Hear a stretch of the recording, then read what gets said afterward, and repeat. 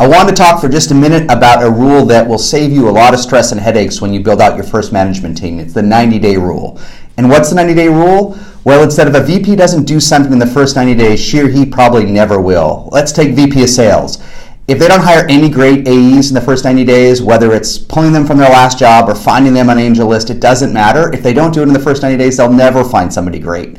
If they only do outbound, but they don't like inbound, or they only do inbound and they never get out of the office to do outbound, they never will. At least they'll never do it well. Same with renewals. They don't want to handle renewals, they'll never do it. Sometimes folks only like to hunt big fish and they can't handle the thousands of small deals. Or sometimes folks that like to process thousands of small deals don't know what to do with big fish, but whatever. You do the stuff you know how to do the first week, but you work on the rest the first 90 days. And if you don't do the stuff by then, at best it will barely get done or get done poorly. Same thing with marketing. Do they set up a marketing automation system and drip marketing right when they start?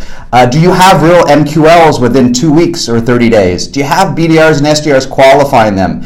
Do you have more leads? And do you even talk about getting more leads? If it doesn't happen in the first 90 days, this marketer will never get you more leads no matter what her experience is.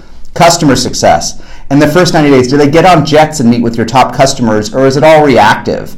How many of your top customers has your first customer success leader gotten to know personally? How many badges did she get from going to their offices?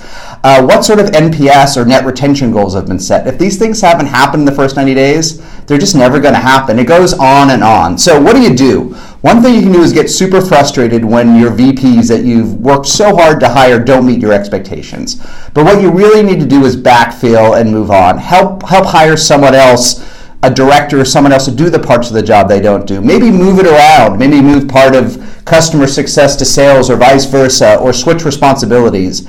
Whatever it is, backfill them and assume that whatever they don't do in 90 days, they don't really have passion for and probably isn't going to be part of their end job spec.